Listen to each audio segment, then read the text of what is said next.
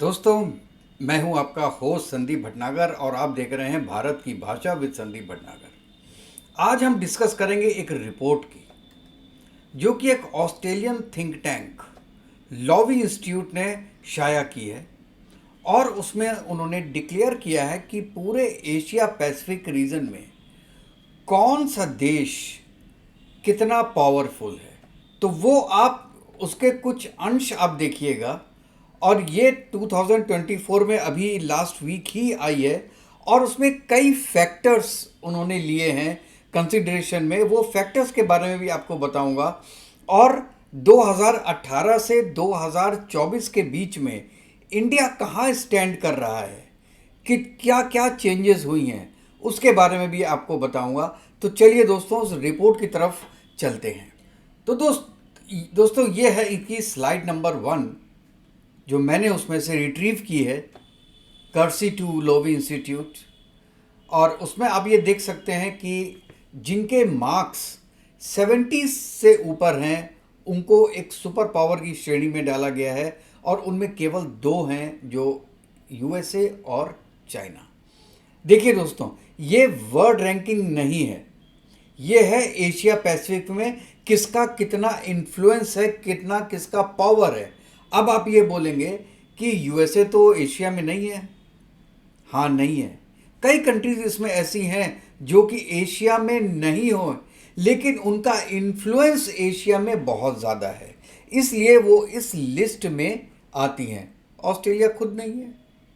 ठीक है दोस्तों, तो इसमें देखिए कि सुपर पावर 70 प्लस है, और जिसमें जो पॉइंट्स मिले हैं वो यूएसए को 81.7, चाइना को 72.7। तीसरे नंबर पे अब इंडिया आ गया है, जो कि पिछले साल मतलब 2023 में चौथे नंबर पे था, और जापान तीसरे नंबर पे था। तो अब इस साल उन्होंने जापान को सुपरसीड करके नंबर 3 पे आ गए हैं। इसमें कई फैक्टर्स हैं, ये भी मैं आपको बताऊंगा क्या क्या फैक्टर्स हैं। और इसमें हमारा पड़ोसी मुल्क पाकिस्तान, ये नेगेटिव में जाके 16 पे पहुंच गया है, जो कि पिछली बार 15 नंबर पे था। और उसका रीज़न है कि उनकी डिफेंस कैपेबिलिटीज़ थोड़ी कम होना।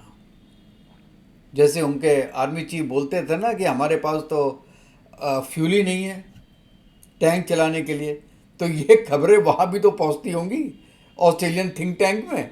एनीवेज, तो इसमें अभी देखिए, third India, fourth Japan, Australia, Russia, south Korea, Singapore, Indonesia and Thailand, ये मैं टॉप 10 का बता रहा हूँ।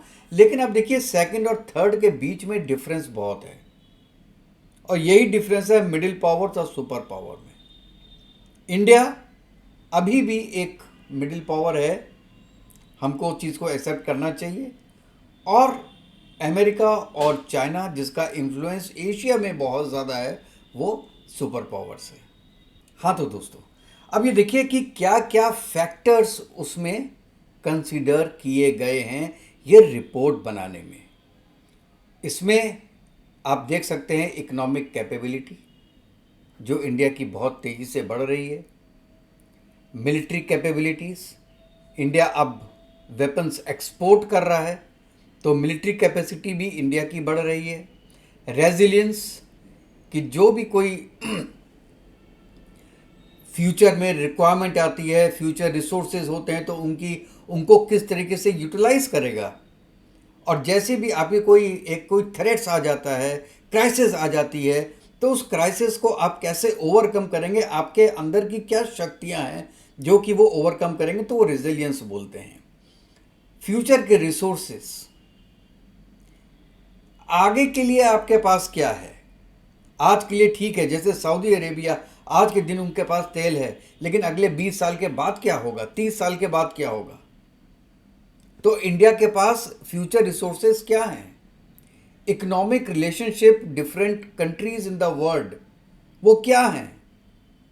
इंडिया की बहुत अच्छी हैं, लेकिन फिर भी एक तरीके से यूएसए, चाइना, ऑस्ट्रेलिया के बराबर की नहीं है इकोनॉमिक रिलेशनशिप्स। डिफेंस नेटवर्क, अगर आप एक तरीके से कंपेयर करें अमेरिका का, तो डिफेंस नेटवर्क बहुत बड़ा है। इवन ऑस्ट्रेलिया का नेटवर्क इंडिया से बहुत बड़ा है, क्योंकि Australia is very near to USA. तो नेटवर्क की बात है यहाँ पर। अच्छा, डिप्लोमेटिक इन्फ्लुएंस ये अब इंडिया का बहुत ज़्यादा बढ़ गया है because of prime minister Modi and Jaishankar. और उसके साथ कल्चरल इन्फ्लुएंस भी है जो कि इंडिया का पहले से बहुत बढ़ गया है। तो ये कुछ फैक्टर्स हैं जिनको कंसिडर किया गया है, उनके हिसाब से मार्क्स दिया गया है। चलिए नेक्स्ट स्लाइड देखते हैं। दोस्तों, इसमें हम ये बता रहे हैं कि 2018 से और 2024 के बीच में इंडिया में क्या फ़र्क आया है। तो सबसे पहला आप देखिए diplomatic influence. Diplomatic influence India का 1.9 ऊपर चला गया है, जो पहले करीब कितना होगा 69 करीब था, तो वो अब 71 करीब पहुंच गया है। मतलब स्लाइट डिफरेंस आया है उसमें। उसी तरीके से रेजिलियंस, क्योंकि जब इकोनॉमिक कंडीशन अच्छी होती है, आपके पास डॉलर्स होते हैं, रिजर्व्स अच्छे होते हैं, तो आपकी रेजिलियंस अच्छी हो जाती है। तो रेजिलियंस भी 2018 से लेकर अभी तक 2 पॉइंट आगे बढ़ी है। फ्यूचर रिसोर्सेस कैसे कम हुए मुझे पता नहीं, 0.4 कम हुए फ्यूचर रिसोर्सेज, जबकि इंडिया में तो बढ़ना चाहिए ये चीज़, लेकिन कंसिडरेशन ज़रूर कुछ पॉइंट्स का किया होगा उन्होंने, तो वो कम हुआ है। मिलिट्री कैपेबिलिटी इंडिया की बढ़ी है पहले से, क्योंकि अब एक्सपोर्ट्स कर रहे हैं। कल्चरल इन्फ्लुएंस ये इंडिया का कम हुआ है पहले से, और वो काफ़ी कम हुआ है। इसका रीज़न क्या है? शायद जो बीजेपी की पॉलिसीज़ हैं, एक तरीके से लोग सोचते हैं कि ये हिंदू राष्ट्र बनाना चाह रहे हैं, या मुस्लिम्स को इंडिया में दिक्कतें हो रही हैं। जो रिपोर्ट्स बाहर जा रही है, मैं उनके हिसाब से बात कर रहा हूँ। होता कुछ नहीं है, लेकिन जो एक आपका फार लेफ्ट साइड के लोग हैं, वो जो ऐसी रिपोर्ट शाया करते हैं, तो वो रिपोर्ट इन तक भी पहुंचती है, चाहे वो सही हो चाहे गलत हो। तो इसमें मुझे कल्चर इन्फ्लुएंस में मुझे लगता नहीं है कि इंडिया 2018 से लेकर 2024 तक 9 पॉइंट कम हुआ है, लेकिन रिपोर्ट के हिसाब से कम हुआ है। Economic capability there is no doubt कि इंडिया की पहले से बढ़ी है। डिफेंस नेटवर्क इंडिया का कम हुआ है, और शायद इसलिए क्योंकि यूएस आज की डेट में इंडिया को वो चीज़ें नहीं दे रहा है जो 2008 से 2023 तक दे रहा था।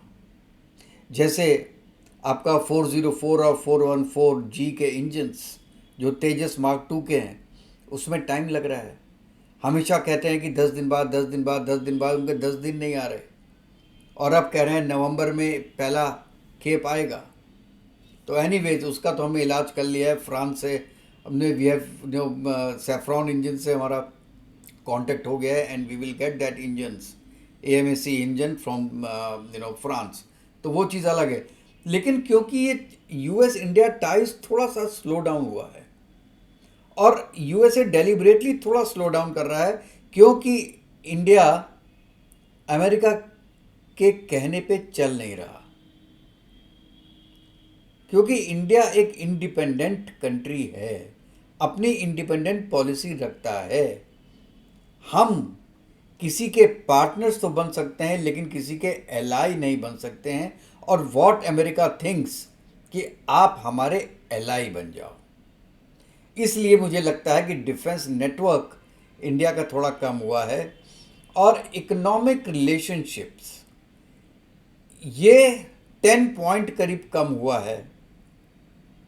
ये मेनली मुझे लगता है कि because of Bangladesh condition, because of Sri Lanka conditions, and because of China. India China में जो एक तरीके से रिफ्ट पैदा हो रहा है, और बॉर्डर्स पे जो LAC पे जो फाइट्स भी हुई हैं, उसके रीज़न से हल्के हल्के ये कहना चाहिए इकोनॉमिक रिलेशनशिप कम हो रहा है, क्योंकि इंडिया का इतना एक्सपोर्ट नहीं है आज की डेट में। और जो आपके दो मेन, जहाँ से आपका पूरा बिजनेस होता है वो चाइना और यूएसए हैं। और यूएई तो चलिए ठीक है, लेकिन इन दोनों से जो है वो बिजनेस थोड़ा कम हुआ होगा because of that reason, not the quantity. Quantity कम नहीं होगी, डॉलर्स कम नहीं हुए होंगे। हाँ, उनकी जो आज की डेट में वैल्यू है उन प्रोडक्ट्स की वो ज़रूर कम हुई होगी। दैट इज़ द रीज़न कि इकोनॉमिक रिलेशनशिप ये कहा जा रहा है कि कम हुई है, and I can understand that thing. यहाँ पे दोस्तों एक कंपैरिजन किया है उन्होंने, ये स्लाइड मुझे बहुत पसंद आई, इसलिए मैंने कहा चलिए आपके साथ इसको शेयर भी करते हैं कि ये ऑस्ट्रेलिया, इंडिया, जापान, रशिया और साउथ कोरिया। देखिए, चाइना और यूएसए तो ऊपर चले गए, ठीक है ना, वो तो सुपर पावर्स में आ गए। जो मिडिल पावर्स हैं उनकी हम बात कर रहे हैं, तीन की, ये 5 कंट्रीज़ की। इसमें देखिए इकोनॉमिक कैपेबिलिटीज़ में इंडिया 26.1 है, लेकिन जापान से थोड़ा कम है, ऑस्ट्रेलिया से ज़्यादा है। मिलिट्री कैपेबिलिटी जितने भी हैं रशिया से कम है, लेकिन बाकी कंट्रीज से ज़्यादा है। रेजिलियंस आप देखिए रशिया से कम है, लेकिन ऑस्ट्रेलिया, जापान और साउथ कोरिया से ज़्यादा है। फ्यूचर रिसोर्सेज इंडिया का आप देखिए बहुत ज़्यादा डिफरेंस है ऑस्ट्रेलिया, जापान, रशिया और साउथ कोरिया में। और यही रीज़न है कि कहते हैं कि इंडिया नंबर 3 की इकोनॉमी हो जाएगी बहुत जल्दी, जापान को क्रॉस कर देगी। जापान इज़ नंबर 4, तो उनको क्रॉस करके आएगी, क्योंकि रेजिलियंस भी नहीं है, फ्यूचर रिसोर्सेज इतने नहीं हैं। और आप देखिए 55.9 है इंडिया का, और Australia 10.2, Japan 11.6, Russia 20.4 and south Korea 11.1। और कॉम्प्रिहेंसिव पावर में भी आप देखिए तो इंडिया इज़ बेटर 39.1। और इकोनॉमिक रिलेशनशिप में नेचुरल है कि जापान बेटर होगा इंडिया से, क्योंकि Japan is very very near to USA. और रशिया डाउन हो गया है 5.9 because of India Ukraine and Russia war. अब इसके अलावा डिफेंस नेटवर्क भी आप देखिए तो डिफेंस नेटवर्क ऑस्ट्रेलिया का बहुत अच्छा है। और डिफेंस नेटवर्क में मैंने बोला था ना कि because of slow down of India US relationship and India China relationship, India का नेटवर्क काफ़ी डाउन है। Even it is less than you know approximately same with Russia. और जो बाकी 3 कंट्रीज़ हैं, आपका ऑस्ट्रेलिया हो गया, जापान हो गया और साउथ कोरिया हो गया, they are very very near to USA. और एक तरीके से कहा जाए कि this is a part of NATO countries, may not be all but is a part of NATO. Diplomatic influence आप देखिए कि जापान का थोड़ा सा ज़्यादा है इंडिया से, वो भी रीज़न यही है कि is very near to USA. और इंडिया का सेकंड नंबर पे आ रहा है। और कल्चरल इन्फ्लुएंस ये जापान का इंडिया से ज़्यादा है, ये मुझे अभी तक समझ में नहीं आया। कल्चरल इन्फ्लुएंस इंडिया का बहुत ज़्यादा है, वर्ल्ड वाइड इस वक्त बढ़ रहा है कल्चरल इन्फ्लुएंस। हो सकता है कि जो 2025 की रिपोर्ट हो उसमें आपको एक्चुअल उसका जो पिक्चर है वो आपके सामने। तो दोस्तों इसमें मैं ये दिखाना चाह रहा हूँ कि एशिया में, मैं बार बार कह रहा हूँ कि ये एक एशिया की रिपोर्ट है, ये वर्ल्ड वाइड रिपोर्ट नहीं है। और केवल 25 कंट्रीज़ जो एशिया के टॉप 25 कंट्रीज़ हैं उनको लेके ये काम किया गया है, और जिसमें पाकिस्तान 16वें नंबर पे है, इंडिया तीसरे नंबर पे है। और इन्फ्लुएंस के मामले में आपका अमेरिका आज भी टॉप पे है। इसका मतलब अमेरिका का इन्फ्लुएंस, या मैं ये कहूँ कि अमेरिका का इंटरफेरेंस बहुत ज़्यादा है एशिया पैसिफिक रीजन में, बिकॉज ऑफ साउथ चाइना सी और Pacific region. I mean lot of factors. Even Bangladesh में तख्ता पलट करा दिया इन्होंने, यूएसए ने।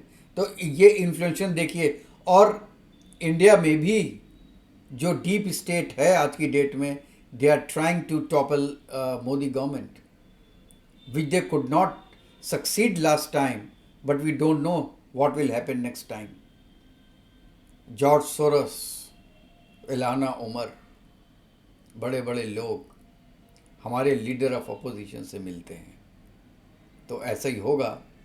और अमेरिका का इन्फ्लुएंस इस इलाके में बढ़ता रहेगा और ये हमारे पाकिस्तान जो हमारे पड़ोसी हैं उनसे ज़्यादा कौन जान सकता है।